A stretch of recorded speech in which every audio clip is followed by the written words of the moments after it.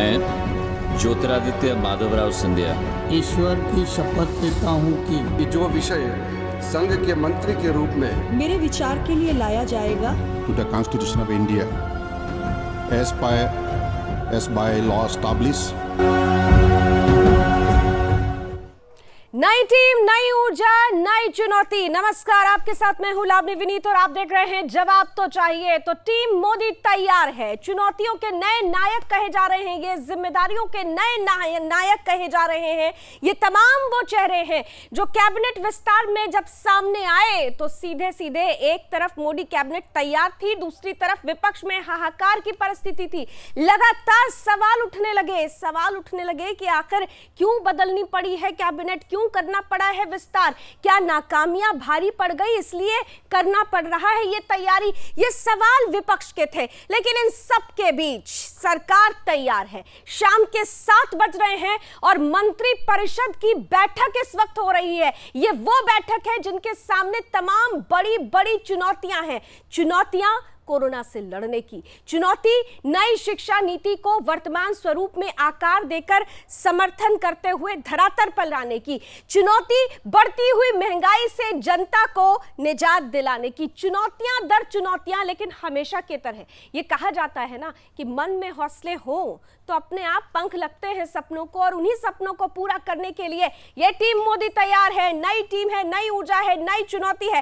किस तरह से आने वाले समय में एक बड़ा बदलाव लेकर आएगी ये टीम, आज इसी पर करेंगे खुलकर बहस हमारे विशेष अतिथियों के साथ। लेकिन सबसे पहले, क्योंकि नई टीम है, नए तरीके से ऊर्जावान परिस्थिति में नए रिएक्शंस भी आए हैं, तो क्या कुछ प्रतिक्रिया रही है इन तमाम नए चेहरों की अपना अपना पदभार संभालने के बाद? आइए जरा फटाफट देख लेते हैं। मैं धन्यवाद अर्पित करना चाहता हूं हृदय की गहराइयों से प्रधानमंत्री नरेंद्र मोदी जी के प्रति, हमारे पार्टी के अध्यक्ष जेपी नड्डा जी के प्रति, हमारे गृह मंत्री अमित शाह जी के प्रति, कि जो जिम्मेदारी उन्होंने दी है पूरे लगन के साथ, मेहनत के साथ और संकल्प के साथ उनकी अपेक्षाओं पर खड़े उतरने की कोशिश है। कि मुझे ये चार्ज जिस कारण से मिला है, मंत्री होने के बाद मिला है, तो मंत्री बनाने वाले हमारे पंतप्रधान माननीय श्री नरेंद्र मोदी जी, इन्होंने मुझे उनके मंत्रिमंडल में लिया है, तो मैं उनका शुक्रिया अदा करता हूँ, उनको धन्यवाद देता हूँ। और मैं इतना ही कहूँगा कि उनको अभिप्रेत जैसा काम, जो मैं विश्वास उनका मैं पालूंगा, ऐसा काम करने की मैं कोशिश पूरी तरह से करूँगा। मेरा विजन वही है जो आत्मनिर्भर भारत के तहत प्रधानमंत्री ने पहला दिन 2014 में जब संसद के अंदर पहली सीढ़ी के अंदर मत्था टेका था, वो उनका डिवोशन और इमोशन दर्शाता था। आज हम सब, उन्होंने जो कल्पना की है भारत, आत्मनिर्भर भारत का, हर विभाग को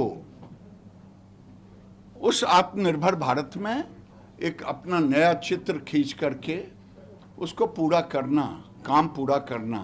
इस विभाग में क्या है साहब, लोगों को घर देना, सड़क देना। माननीय प्रधानमंत्री जी का आभार व्यक्त करता हूँ। शुरू हो गई, उन्होंने हम पर विश्वास किया और मैं पहली बार लोकसभा का सदस्य बन के आया हूँ। इसलिए अपने स्टेट में 77 से ही मैं विधायक और मंत्री रहा था। लोकसभा का सदस्य मैं पहली बार बन के आया हूँ और उन्होंने मुझ पर विश्वास किया और भारत सरकार का कैबिनेट मिनिस्टर उसको बनाया। मैं इसके लिए उनका बहुत बहुत आभार व्यक्त करता हूँ। पर्यावरण, वन और जलवायु परिवर्तन से जुड़ा हुआ विभाग का ये दायित्व ग्रहण कर रहा हूँ। माननीय प्रधानमंत्री जी ने जो जिम्मेदारी मुझको कैबिनेट मंत्री के रूप में दी है और जो उन्होंने भरोसा दे करके जो जिम्मेदारी और दायित्व दिया है, निश्चित रूप से मैं उसको पूरा गंभीरता से निभाने का प्रयत्न करूँगा। अभी मैं मंत्रालय के सब अधिकारियों से मिलने के बाद अपने दायित्व को जो उन्होंने सौंपा है पूरी गंभीरता से निभाऊंगा।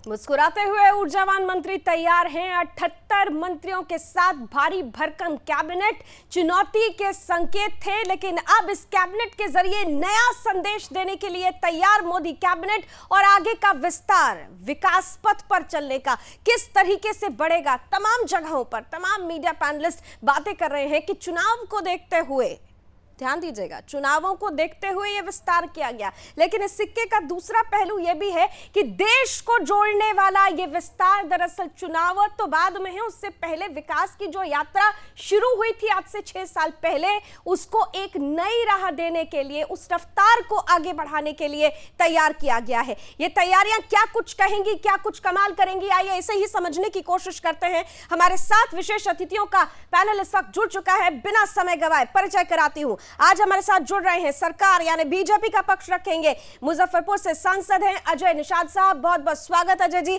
हमारे साथ विपक्ष के रूप में कांग्रेस का पक्ष रखने के लिए चंद्रमोहन जी जुड़ रहे हैं। चंद्रमोहन जी बहुत बहुत स्वागत। हमारे साथ इस वक्त जुड़ रहे हैं जाने माने पॉलिटिकल एक्सपर्ट हैं राहुल लाल जी, बहुत बहुत स्वागत। और साथ ही साथ आज इस पैनल में हमारे साथ विशेष रूप से पॉलिटिकल एनालिस्ट के रूप में ही जुड़ रहे हैं सुदर्शन न्यूज के रेजिडेंट एडिटर मुकेश कुमार जी। मुकेश जी आपका भी बहुत बहुत स्वागत। मैं शुरुआत सबसे पहले अजय जी आपसे ही कर लेती हूं, क्योंकि सरकार ने जो ये नई तैयारियां की, ये जो नया बड़ा खाका खींचा गया है, इस खाके को लेकर आपने एक बड़ा संदेश देने की कोशिश की।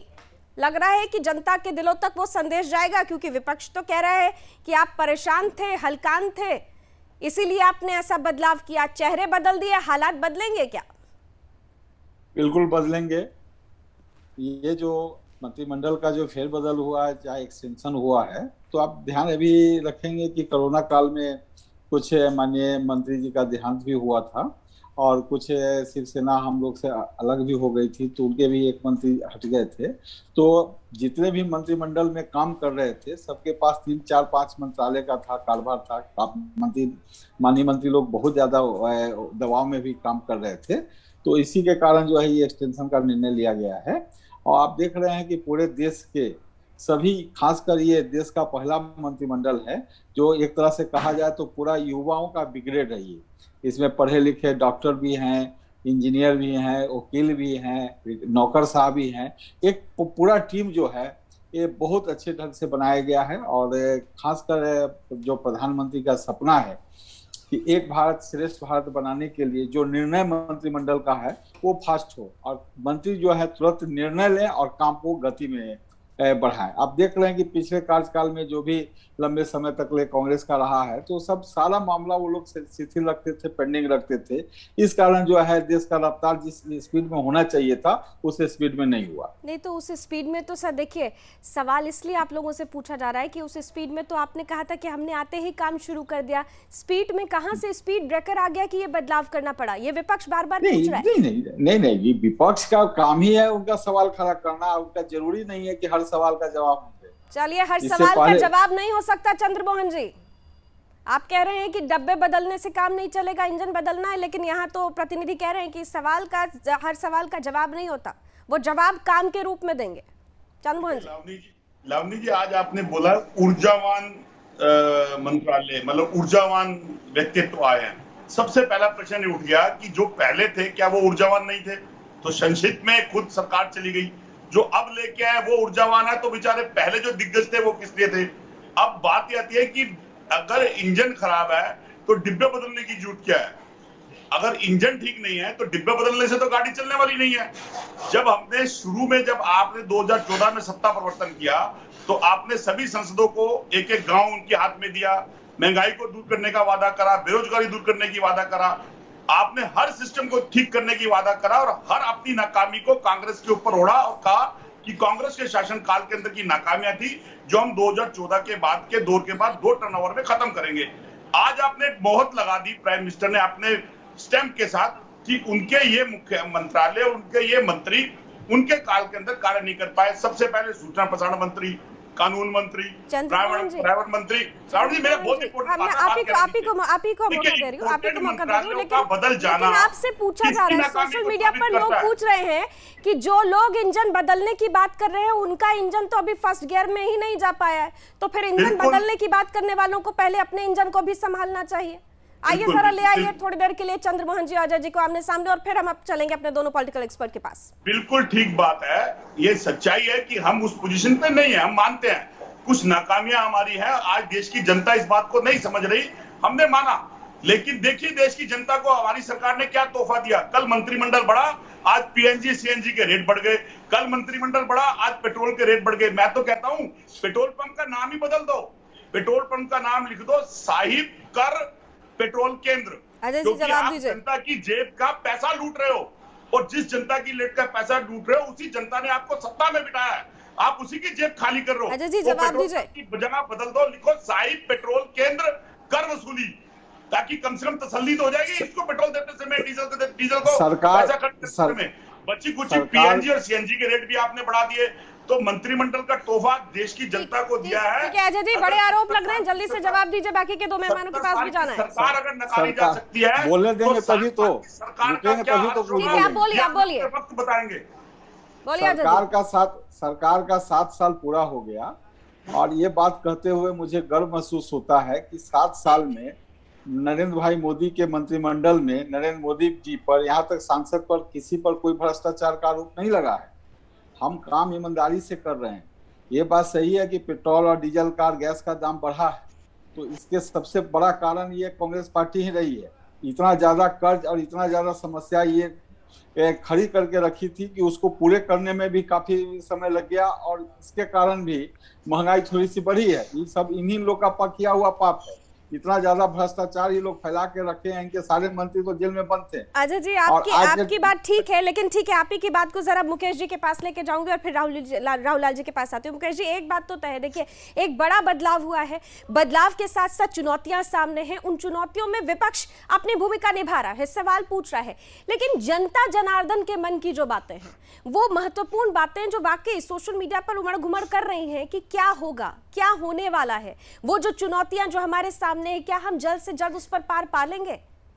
बिल्कुल, देखिए कोशिश हर एक सरकार की होती है कि जो भी चुनौतियां हैं उन चुनौतियों को पार पाया जाए, उन चुनौतियों से जो समस्याएं हैं उनका निदान किया जाए। लेकिन मैं एक जवाब देना चाहूँगा। चंद्रमोहन जी ने कहा कि इंजन बदलने की बात करी, जो इंजन बदलने की ज़रूरत है, डब्बा बदलने से कुछ नहीं होगा। लेकिन मैं उनको थोड़ा सा याद दिलाना चाहूँगा कि ये जो इस तरीके का जो फेरबदल होता है, और ये कांग्रेस के ज़माने में भी फेरबदल कोई नई बात नहीं है, मंत्रिमंडल का विस्तार भी कोई नई बात नहीं है। लेकिन मैं ये जो मंत्रिमंडल का विस्तार हुआ है, जो नए चेहरे लाए गए हैं, इसके पीछे मुझे जो लगता है, जो जहाँ तक मैं चूंकि बीजेपी को लंबे समय से मैं कवर करता आया हूँ, संगठन को मैं जानता हूँ काफ़ी करीब से, तो मैं ये कह सकता हूँ यहाँ पर कि संगठन चाहे कोई भी हो, ये केवल बीजेपी का संगठन नहीं, मैं कहूँ कांग्रेस का भी जो संगठन है, अगर इस तरीके की चीज़ें नहीं होती, क्योंकि संगठन में भी आपको ऊर्जावान लोग चाहिए, संगठन में भी आपको जो है अनुभवी लोग चाहिए, और संगठन में भी आपको सरकार में काम किए हुए लोग अगर संगठन में वापस जाते हैं तो सरकार में किए हुए काम का जो उनका अनुभव है वो अगर संगठन में उसका इस्तेमाल किया जाता है तो संगठन में वे अच्छे संचालक हो सकते हैं। और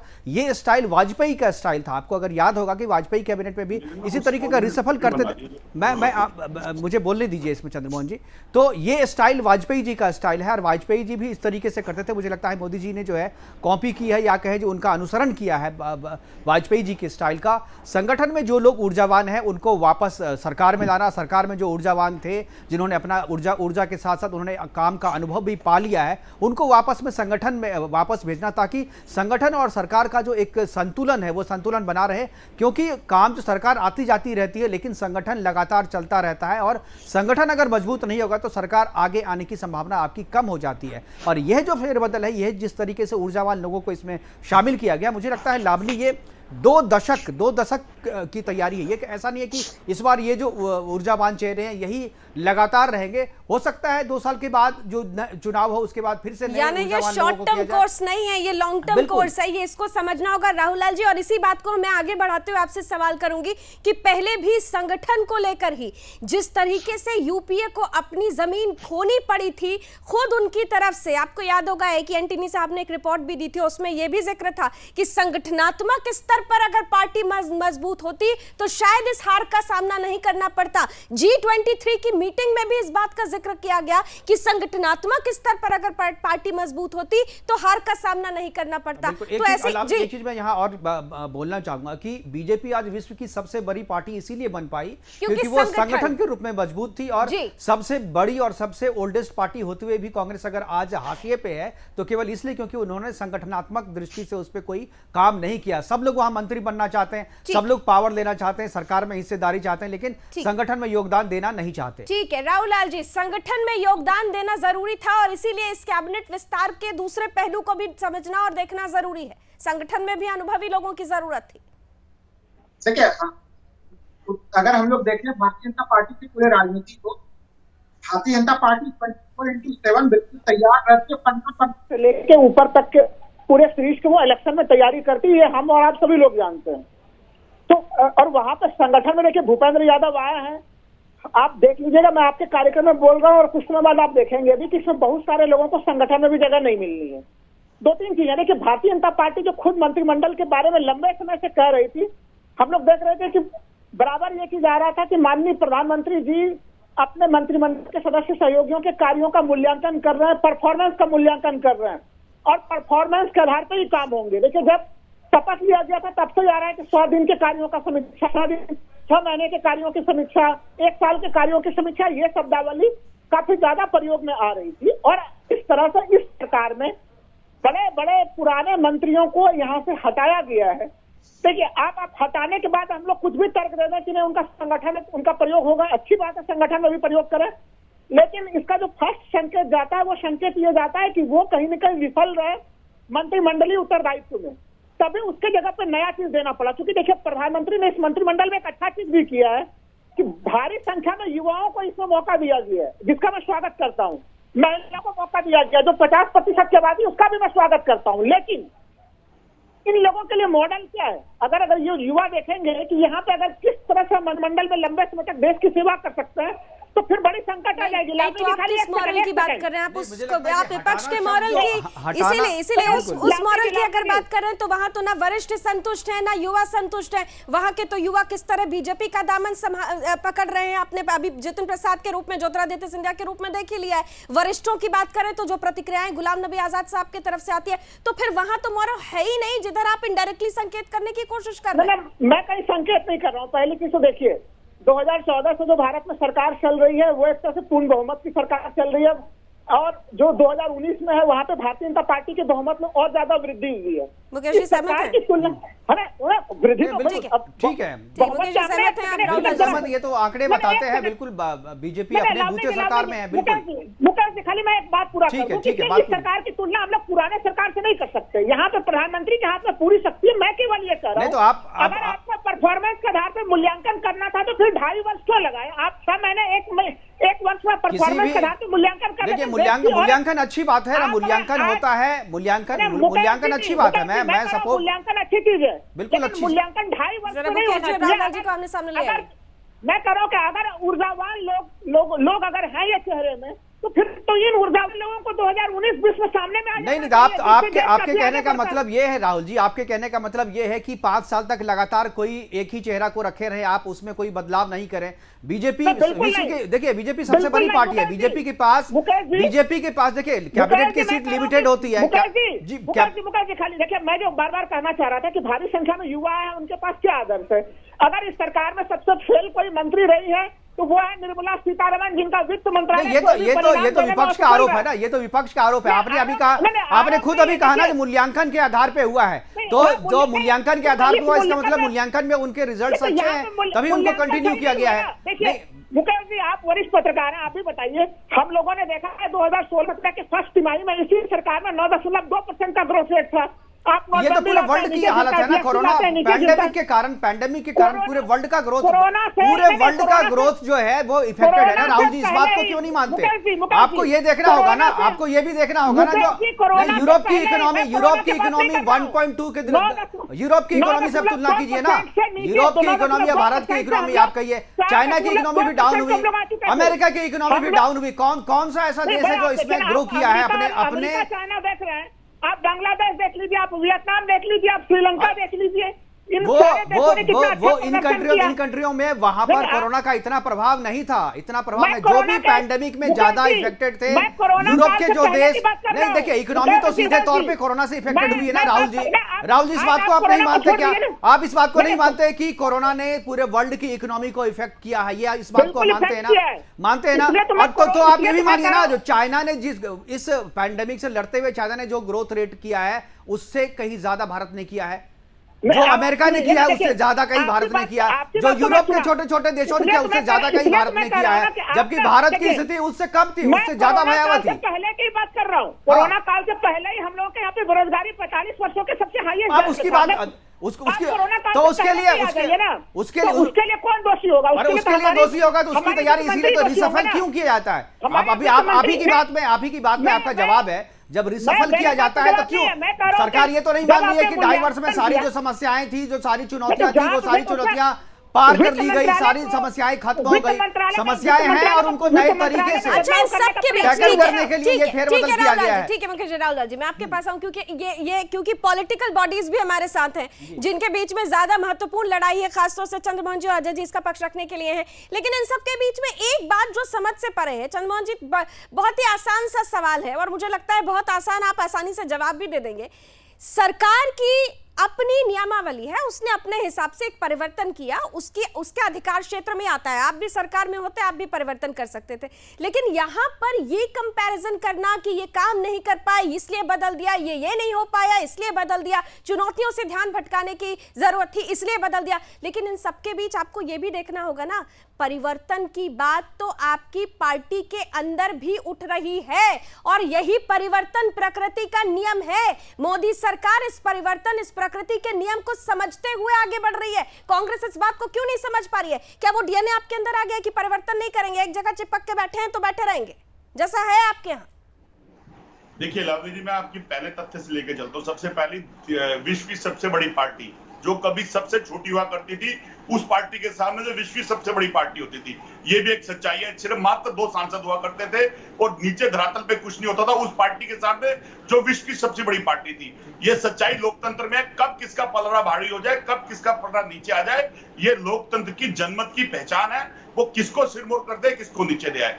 अब प्रश्न क्या होता है? प्रश्न यहाँ उठता है कि ऊर्जावान सरकार 2014 की थी या ऊर्जावान सरकार 2019 की थी, या ऊर्जावान सरकार के अंदर नेतृत्व या ऊर्जावान सरकार के मंत्री आज हैं जो आज बने हैं? सबसे पहला गंभीर प्रश्न, उस समय सरकार का मंत्रिमंडल बदला गया, प्रश्न चिन्ह मंत्री बदलने का नहीं है।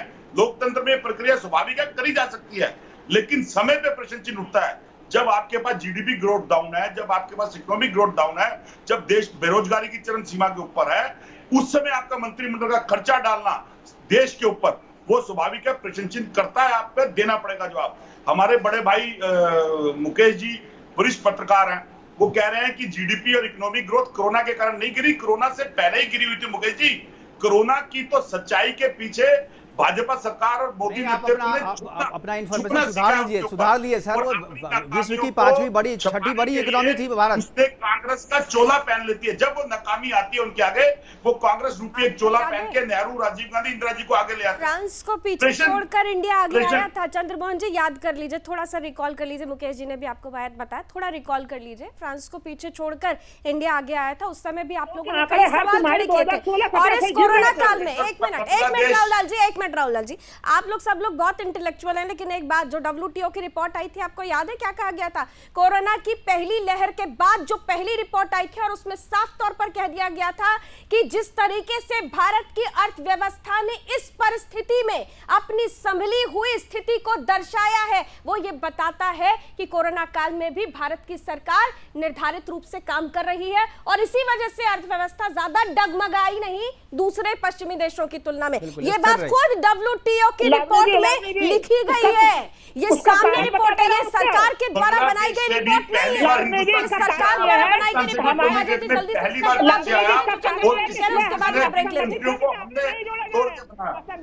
से अजय जी बीजेपी का पक्ष रखने के लिए चलिए एक ब्रेक ले लेते हैं, ब्रेक का वक्त हो रहा है, एक छोटा सा ब्रेक ले लेते हैं। ब्रेक के बाद लौटेंगे तो अजय जी से ही ये समझने की कोशिश करेंगे कि इतनी चुनौतियां हैं, इतने सवाल हैं, हर सवालों का एक जवाब क्या होगा, इस छोटे से ब्रेक के बाद। मैं ज्योतिरादित्य माधवराव सिंधिया ईश्वर की शपथ लेता हूँ कि जो विषय संघ के मंत्री के रूप में मेरे विचार के लिए लाया जाएगा to the Constitution of India as by law established.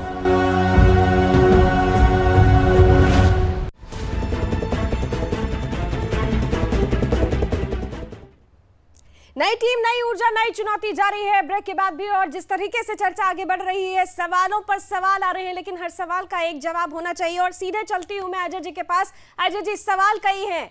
बार बार ये कहा जा रहा है कि ये जो बदलाव किया गया है वो एक तरह से कन्फेशन ऑफ गिल्ट है। एक इतने सारे सवाल, एक जवाब, क्या देंगे आप? देखिए, सबसे लंबे समय तक अगर देश में किसी ने शासन किया है तो कांग्रेस पार्टी ने किया है। और आप इतिहास में जब आप देखेंगे, जब गैर कांग्रेसी सरकार बनी है, चाहे वो मोरारजी देसाई की हो, बीपी सिंह की हो, चंद्रशेखर जी की हो, यहाँ तक अटल बिहारी वाजपेयी जी का हो, किसी का भी ये लोग पूरा टर्म चलने नहीं दिए हैं, बीच में ही मिड टर्म करा दिए हैं। कोई भी सरकार अपना कार्यकाल पूरा नहीं किया। ये पहले नरेंद्र मोदी की सरकार है जो दूसरी बार पूरी बहुमत के साथ अब पूरा कार्यकाल पूरा करेगी और तीसरी बार भी आएगी। इन लोग का बेचैनी जो सबसे बड़ा है, ये सत्ता में जल्दी वापसी चाहते हैं और नरेंद्र भाई मोदी के रहते हुए ये संभव तो है नहीं। तो तरह तरह के जनता के बीच में गुमराह करना, भाई नरेंद्र भाई मोदी की छवि को खराब करना, पेट्रोल डीजल दाम को बढ़ा चढ़ा के देश के सामने में रखना, तो ये इनका सिद्धांत का हिस्सा है। थोड़ा सा देखिए, इस यहाँ पर मैं आपसे सहमत नहीं हूँ। ये मैं सहमत नहीं हूँ। 18 राज्य हैं सर जहाँ पर पेट्रोल की कीमत बहुत ज्यादा 100 पार हो चुकी है। तो जो सच है उसे तो स्वीकारना चाहिए ना। ये चुनौती है, ये देश के सामने, जनता के सामने चुनौती है और आपसे पूछा जाएगा इस पर सवाल। 2014 में जब नरेंद्र भाई मोदी सत्ता में आए थे, उस समय ये पेट्रोल का कितना बकाया ईरान और कौन कौन से कंट्री से 50,000 करोड़ से ज्यादा तो ये लोग बकाया छोड़े थे। तो वो भी तो देखने की जरूरत है कि आपने कितना कर्ज छोड़ के दिया था देश को, वो कहां से भरेंगे। लेकिन अजय जी, सरकार कब तक ये सारी जो विद्वतापूर्ण बातें होती है ना, ये टीवी पर बैठकर ये प्रतिक्रिया देने के लिए अच्छी होती है, लेकिन आम जनमानस को जब अपने पॉकेट से पैसे खर्च करने पड़ते हैं और 100 से ज्यादा पेट्रोल पर देना पड़ता है, तो उसके मन में जो सवाल आता होगा वो आप भी समझते हैं। स्वाभाविक है कि सरकार क्या कर रही है। तो ये तो बड़ा सवाल है। हमारी सरकार ईमानदारी से काम कर रही है और जो भी पैसा टैक्स के रूप में उछल रही है उसका भी हिसाब दे रही है। चलिए, तो मतलब आप कह रहे हैं कि आने वाले वक्त में बदलाव होने वाला है। जल्दी से चंद्रमोहन जी एक रिएक्शन दे दीजिए, फिर बाकी के दो मेहमानों के पास जाते हूँ। देखिए, अजय भाई कह रहे हैं कि हमारी सरकार बहुत ईमानदारी से काम कर रही है, लेकिन ईमानदारी से काम कर रही है, महंगाई बढ़ती जा रही है। ईमानदारी से काम कर रही है, बेरोजगारी बढ़ती जा रही है। ईमानदारी से काम कर रही है, अर्थव्यवस्था डाउन होती जा रही है। ईमानदारी से काम करती जा रही है, वैक्सीन है नहीं इनके पास। और जो सरकारों पे ब्लेम लगाते थे, उनके रहते हुए देश की डेवलपमेंट निरंतर बढ़ती गई। उसी डेवलपमेंट के पुलिंजों को आपने 2014 के बाद और 2019 में लगातार उसी चीजों को हासिल करा, उन्हीं चीजों को दिखाया। तो इतनी ईमानदारी मत दो कि मेरे देश के वासियों को पेट्रोल 100 से पार लेना पड़ जाए और डीजल भी 100 से पार लेना पड़ जाए, और दूध को भी कहीं आप 100 के पार मत ले जाना। और एक सबसे छोटा कटाक्ष कि जिस पेट्रोल मंत्री को आपने शिक्षा मंत्री बना दिया, आपसे भी बनता है, नहीं आपसे भी सवाल बनता है। आप खूब कटाक्ष करिए, आपका अधिकार है, लेकिन लोकतंत्र में विपक्ष की भी भूमिका होती है। आपने अपनी भूमिका का निर्वहन तो सिर्फ मोदी विरोध में ही किया। आपको बार बार सरकार की तरफ से इनविटेशन आता है कि साथ बैठते हैं, खाका तैयार करते हैं। क्या कभी आप लोगों ने वो कोशिश की? आपका तो सारा समय मोदी विरोध में, देश विरोध में जाता है। मैं आपके माध्यम से स्वागत करता हूं। अगर सरकार ऐसा कोई चीज लाना चाहती है तो पूरी कांग्रेस पार्टी उसका स्वागत करेगी, क्योंकि इस चीज को मनमोहन सिंह जी ने भी कई बार बोला है, जिसको अनदेखी करेगी सरकार की। देखिए, मैं जो बात कहना चाह रहा था, हमारे पूर्व पेट्रोल मंत्री को मुकेश जी, उसको कहां से नजरअंदाज किया जाता था। चंद्रमोहन जी आज टीवी पर बैठ के नहीं कह सकते, जनता के 2 केंद्र नहीं हो सकते, यही सवाल उठा था। मनमोहन जी ने भी कहा था कि 100 सवालों की पर एक चुप्पी ही होती है। वो बहुत कुछ कहकर गए थे, इसलिए मनमोहन जी की बातें मत करिए, उनके दिल का दर्द बहुत बार सामने आ चुका है। जितनी भी चुनौतियां हैं, एक पेट्रोल और डीजल की कीमत को अगर कहें कि 100 के पार है, तो ये तो रियल चुनौती है। इसको जब तक सरकार पार नहीं पाएगी, तब तक जनता के मन में जो विश्वास है सरकार के प्रति, वो मुझे लगता है कि कम होगा। इसलिए इस चुनौती को मैं मानता हूं कि इस चुनौती को सरकार भी समझ रही होगी। और अजय जी जो कह रहे हैं, अजय निषाद जी जो कह रहे हैं कि हम ईमानदारी से काम कर रहे हैं, आपकी ईमानदारी पे किसी ने सवाल नहीं उठाया है और कोई प्रश्न चिन्ह नहीं डाला, लेकिन इस ईमानदारी से काम करने का रिजल्ट आना चाहिए। इसके लिए सरकार, इसके लिए जनता जो है वो आपकी ओर देख रही है। और इसीलिए यह जो नई जो टीम बनी है, इस टीम के प्रति लोगों का विश्वास इसलिए बढ़ा है कि जो नई ऊर्जा के साथ नई ईमानदारी से आप पहले भी कर रहे हैं, 2014 से लेकर के 2021 तक लगातार आपने ईमानदारी से काम किया है, उसके नतीजे भी आए। लेकिन महंगाई पे कहीं ना कहीं रोक लगाने में जो है सरकार असफल रही है, चाहे उसके पीछे कारण कांग्रेस का पुराना कार्यकाल हो या कुछ भी। लेकिन जनता इस बात को नहीं समझती।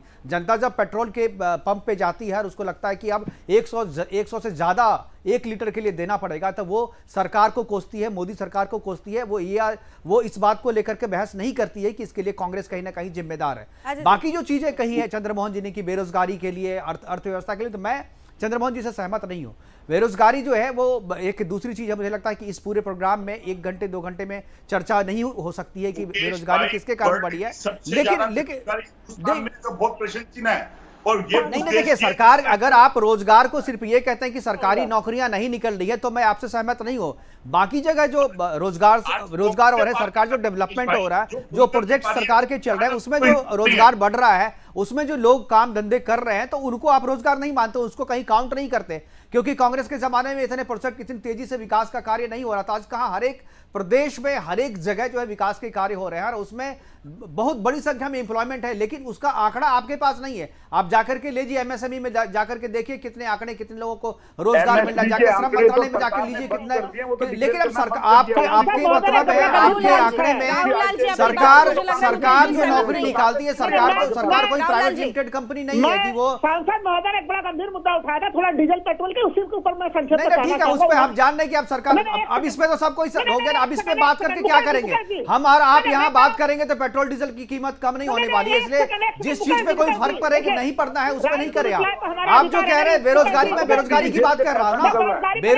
बेरोजगारी नहीं है, जिस तरीके से आप लोग दिखाने की कोशिश कर रहे हैं। बिहार में भी जो विपक्ष है वो दिखाने की कोशिश कर रहा है कि बेरोजगारी बहुत है, लेकिन जो रोजगार बढ़े हैं उसका आंकड़ा आप लोग दिखाने की कोशिश नहीं करते या देखना नहीं चाहते। आप जितने रोजगार बढ़े 2014 से 2021 तक का अगर आप आंकड़ा लेते हैं राहुल जी, तो कांग्रेस के जमाने से करीब 9 टाइम ज्यादा रोजगार बढ़ा है। 9 टाइम।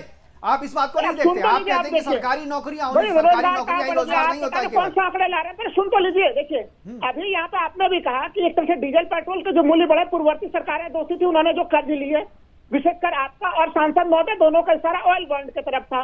ऑयल बॉन्ड था कितना, 1,21,000 करोड़ रुपया का था। पिछले बार डीजल पेट्रोल से आपने कमाई 5,25,000 का किया। 2014 से 21 तक पहले पेट्रोल डीजल पे सब्सिडी दी जाती थी। राहुल लाल पूरा आंकड़ा दीजिए ना। पेट्रोल डीजल पे सब्सिडी दी जाती थी, अब उसको मार्केट के हवाले छोड़ दिया गया। अब उसको छोड़ो, वो जो सब्सिडी का जो घाटा था, वो सब्सिडी का घाटा पूरा हो गया क्या? नहीं, वो सब्सिडी का घाटा पूरा हुआ क्या? आप केवल ऑयल बॉन्ड की बात कर रहे हैं, जानकारी आपको भी बताना नहीं चाह रहे। नहीं, ये सेलेक्टिव जानकारी देखिए, ये बहुत, आप पत्रकार हैं राहुल जी, आप पत्रकार हैं। केवल सेलेक्टिव जानकारी देकर के गुमराह नहीं करें लोगों को। केवल आप सेलेक्टिव जानकारी देकर के गुमराह कर रहे हैं लोगों को। आप ऑयल बॉन्ड की बात कर रहे हैं, तो जो सब्सिडी का घाटा क्या पूरा हो गया? आप बताइए, जो सब्सिडी का घाटा पूरा हो गया? नहीं हुआ ना पूरा।